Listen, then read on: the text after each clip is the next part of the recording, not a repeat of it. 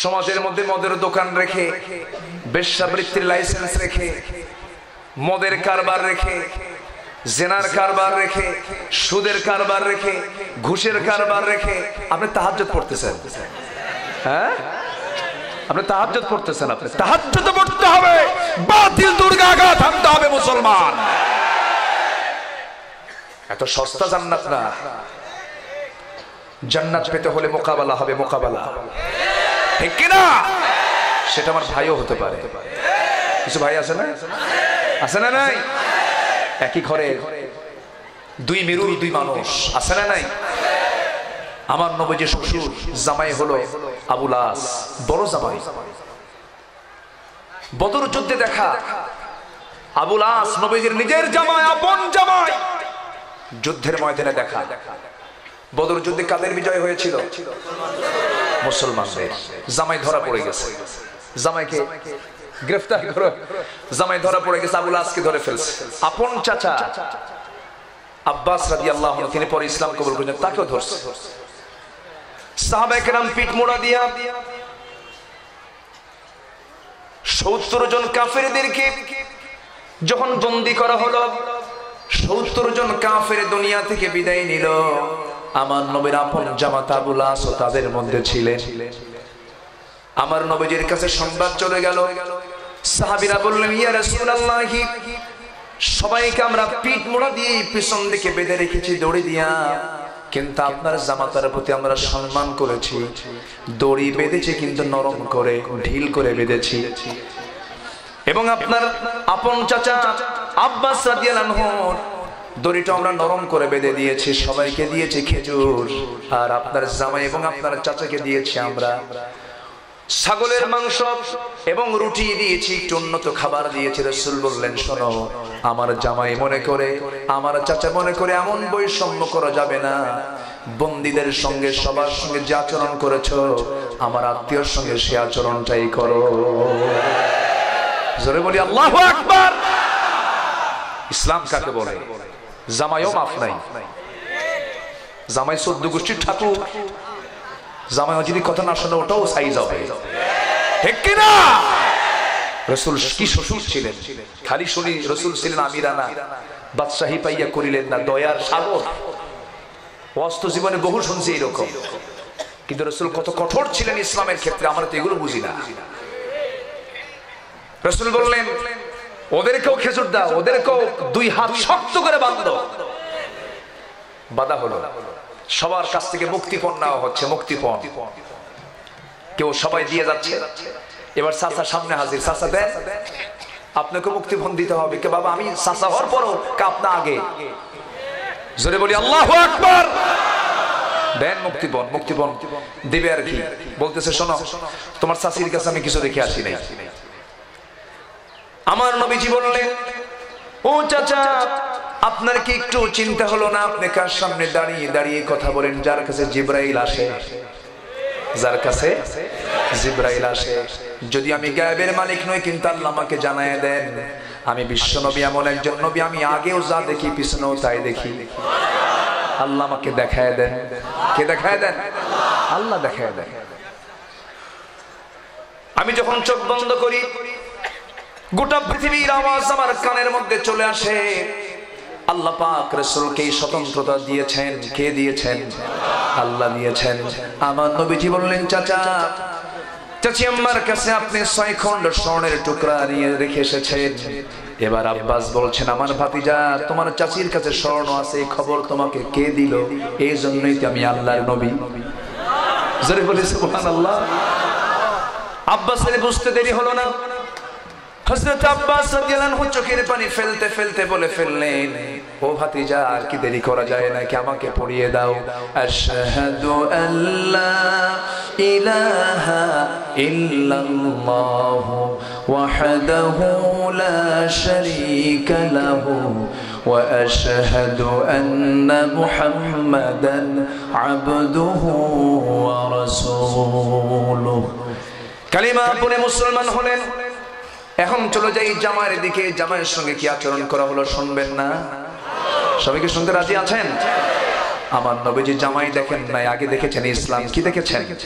ইসলাম আগে দেখেছেন। আগে ছেলে দেখেন না, আগে দেখেছেন ইসলাম। আগে আত্মীয় দেখেন না, দেখেছেন ইসলাম।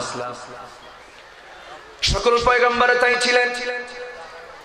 ইব্রাহিম আলাইহিস সালাম তার বাপকে দেখেন নাই, দেখেছেন মুশরিককে, ঠিক কি না?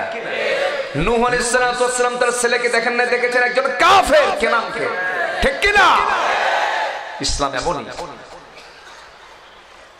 ইসলাম যার মধ্যে থাকবে তার সঙ্গে আমার হৃদিক ভাব থাকবে। ইসলাম যার মধ্যে থাকবে না সে আমার বাপ হলেও থাকবে, আসতে বলবেন থাকবে, থাকবে না। কিন্তু দুঃখ লাগে আমাদের দেশে একই বাড়ির মধ্যে 4 জন 4টা দল করে। তুই এই দল কর, যেন কোনো পিঠে না পিটন আসে, আসে না? কি মুসলমান চিন্তা করে মনে হয় এই যশোরের দিকে নাই, এগুলো যশোরেও আসছে এগুলো। ব্যবসা বাণিজ্য ঠিক রাখতে হবে, যে দলই আসুক আমরা সুবিধা যেন পাই, আছে না নাই? যেদিকে বৃষ্টি সেই দিকে ছাতা মেরে তুমি জান্নাত পাবা না। জান্নাত পেতে হলে হকের পক্ষে টিকে থাকতে হবে, হয় মরবো হয় বাঁচবো, ঠিক কি না? ইউকতাল আও ইয়াগলি, নিহত হব অথবা বিজয়ী হব। পুরস্কার কে দিবেন? আসতে বলবেন না, কে দিবেন? এই জন্য ঠাকঠুক মেরে কয়টা সেজদা দিলে জান্নাত পাওয়া যাবে না। আমি যেখান থেকে তেলাওয়াত করছি এই আয়াতের মূল প্রেক্ষাপটের দিকে আমি যাচ্ছি। শুধু কিবলামুখী হইয়া কয়টা সেজদা দিয়ে ভাববেন আমি জান্নাত কিনে নিছি, এত সস্তা না। তবে নামাজ পড়া লাগবে না নাকি? নামাজ কিন্তু লাগবে। আবার ভাববেন না হুজুর মনে নামাজের বিরুদ্ধে আজকে ওয়াজ করতে আসছে। নামাজ কিন্তু লাগবে, নামাজ পড়তে হবে, কিন্তু সব নামাজে কিন্তু জান্নাত পাবে না। কিছু নামাজি জাহান্নামে নামাজ পড়েও যাবে, আছে না নাই? আচ্ছা, কারা যাবে একটু পরে আসতেছি। আমার ভাইয়েরা একটু কান লাগান, মনোযোগ দিয়ে শুনি আমরা। সূরাতুল বাকারা 177 নম্বর আয়াত আল্লাহ রাব্বুল আলামিন সুন্দর করে বলছেন, লাইসাল বিররা আন তুওয়াল্লু وجوهكم قبل المشرق والمغرب ولكن البر من آمن بالله واليوم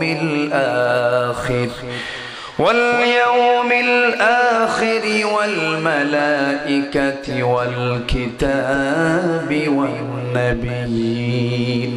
আল্লাহ বলছেন তুমি তোমার চেহারা কিবলামুখী করো, পশ্চিম দিক হোক আর পূর্ব দিকে হোক না কেন, যে কিবলায় যেই দিকে তুমি তোমার চেহারা ঘোরাও না কেন, এখানে প্রকৃত পূর্ণতা নাই।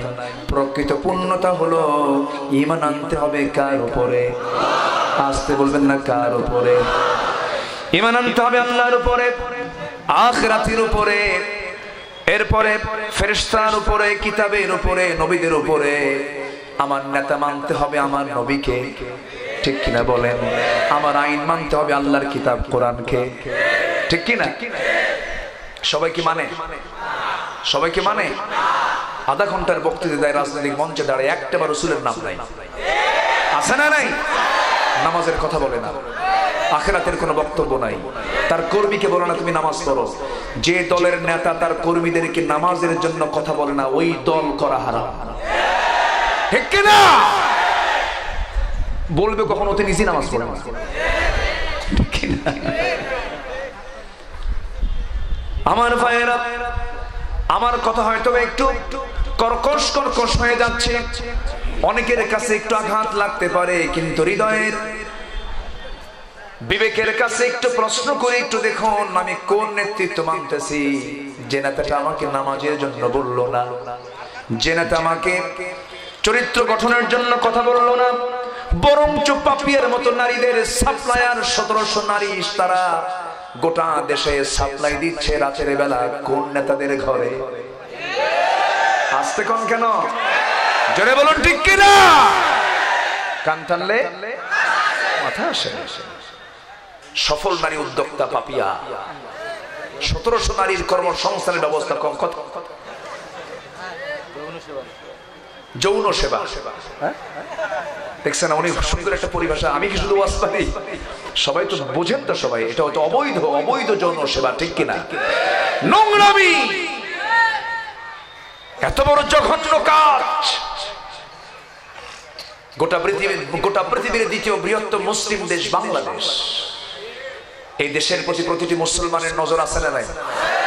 আসতে বলবেন না, আছে না নাই? গোটা পৃথিবীতে ফার্স্ট ইন্দোনেশিয়া, সেকেন্ড হচ্ছে বাংলাদেশ। আর সেই বাংলাদেশের মুসলমানদের এই হলো হাল দশা।